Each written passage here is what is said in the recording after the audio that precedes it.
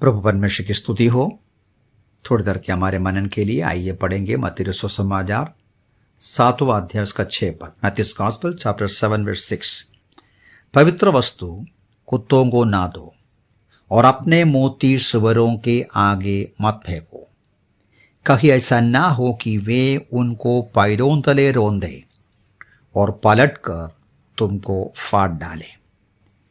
यीशु मसीह कही हुई वचनों में बहुत ही कठिन एक वचन को हम पढ़ा है, लेकिन कठिन होने के बावजूद भी समझना अवश्य है, क्योंकि यीशु मसीह हम अपने लोगों को उपदेश देते हैं कि वो पालन करना है।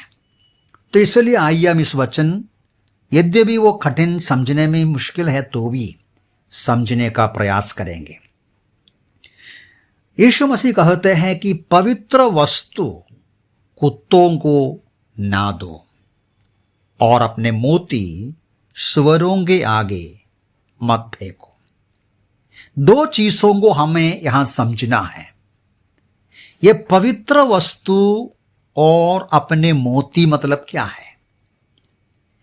पवित्र वस्तु के बारे में, होली थिंग्स, हम वचन के आधार पर पढ़ेगा, सीखेगा, समझेगा तो हम समझ सकते हैं कि पवित्र ये दर्शाते हैं जो असाधारण है, जो साधारण रूप में दिखता नहीं है, जो ईश्वर के लिए समर्पित किया गया है, जो मनुष्यों के संबंध में नहीं है। पवित्र वस्तु मतलब यहां यीशु मसीह बताते हैं हमें परमेश्वर से मिला हुआ आशीषों के संबंध में यहां सूचना देते हैं। पवित्र चीजें, परमेश्वर से पाया हुआ नया जन्म, उदाहरण के रूप में बपतिस्मा और हमारा मसीही जीवन, और उसके अलावा मोती का शब्द भी परमेश्वर से पाया हुआ बहुमूल्य वायदाएं और आशीर्वाद के बारे में कहते हैं।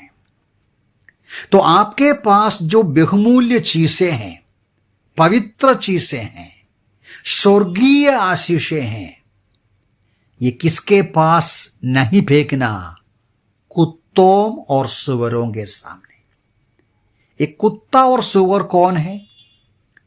बाइबल के समय में, पुराने जमाने में आज के समान कुत्तों को घर में पालन नहीं करता था।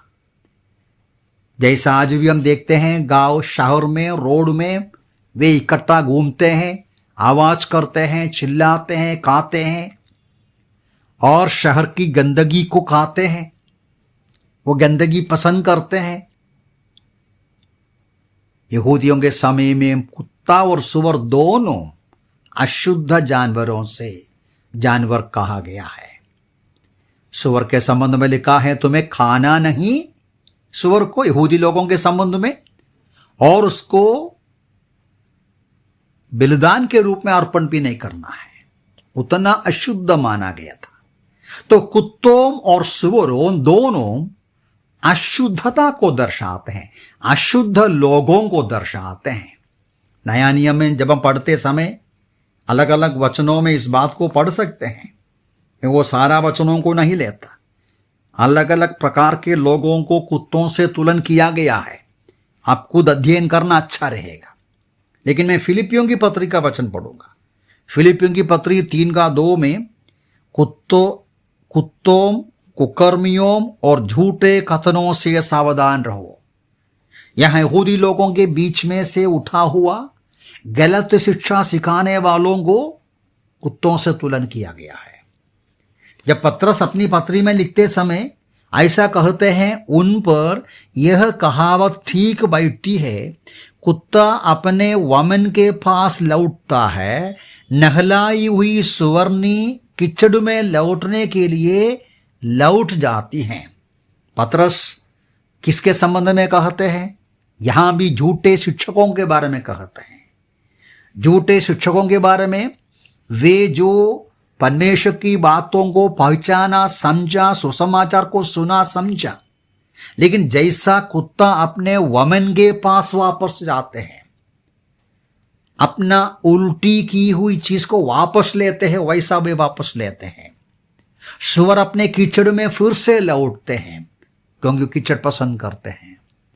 तो यहां सारांश में यीशु मसीह कहते हैं प्रभु के लोगों को, आपको इस बात का फर्क समझना चाहिए। पुराने नियम से एक वचन में पढ़ूंगा तभी आपको इसका गंभीरता समझेगा।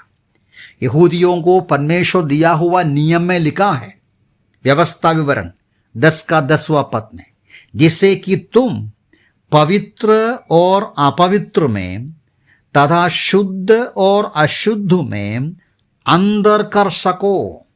प्रभु के लोगों का जिम्मेदारी है कि वो समझना है क्या अपवित्र है, क्या पवित्र है, क्या शुद्ध है, क्या अशुद्ध है। यही बात यीशु मसीह भी यहां मत्ती सुसमाचार में कहते हैं, आपको परखना है। आपके सामने सुअर जैसा अशुद्धता पसंद करने वाले लोग हैं। बार बार कहेगा तो भी, बार बार सुनाएगा तो भी फिर से वही गंदगियां पसंद करते हैं। समाज में कुत्तों के समान अशुद्धताई को पसंद करने वाले लोग हैं। अब बार बार सुनाने से कोई फायदा नहीं। ऐसे लोगों को पहचानना है। वास्तव में 7वां अध्याय का शुरू में यीशु मसीह ने क्या बताया? दोष न लगाना, आप दूसरों को जज नहीं करना। लेकिन ये वचन कहते हैं आपको जांचना है। आप जिन लोगों से बात करते हो, जिनके बीच में घूमते फिरते रहते हो, संगति रखते हो, आपको समझ में आना है कि आपके पास जो पवित्र जीवन है, प्रभु के लिए समर्पित एक जीवन है, आपके पास प्रभु से पाया हुआ बहुमूल्य उपदेश है, शिक्षा है, आशीष है, ब्लेसिंग्स है, या आप किसके साथ बांटते हो, आप किसके बीच में घूमते हो।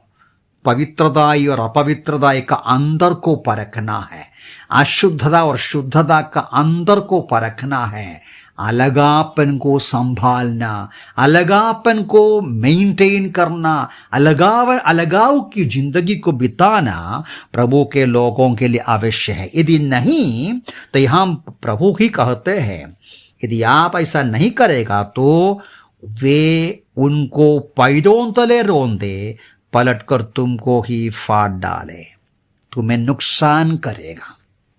मैं इधर बंद करना चाहता हूं। यहां का महत्वपूर्ण सबक यह है, विश्वासियों को समझ में आना है सब कुछ पवित्र नहीं, सब कुछ स्वीकार योग्य नहीं। हमारा खाना, हमारा भोजन, हमारा जीवन की शैली, हमारा वस्त्र, कपड़ा पहनने का तरीका, हमारी दोस्ती, हमारी संसार की सारी प्रकार की जिंदगी में हमेशा मन में रखना, हम अलग लोग हैं, हम प्रभु के लिए पवित्र लोग हैं, हम समर्पित लोग हैं। हमें उनसे दूर रहना, अपने आप को अलगापन में रखकर संभाल कर जीना बहुत आवश्यक है। यदि नहीं, हमारा ही नुकसान होते हैं।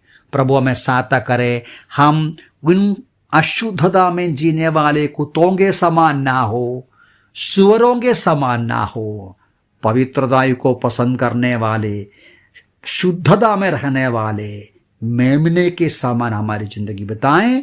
प्रभु ने में सहायता करें। प्रभु के नाम की महिमा हो।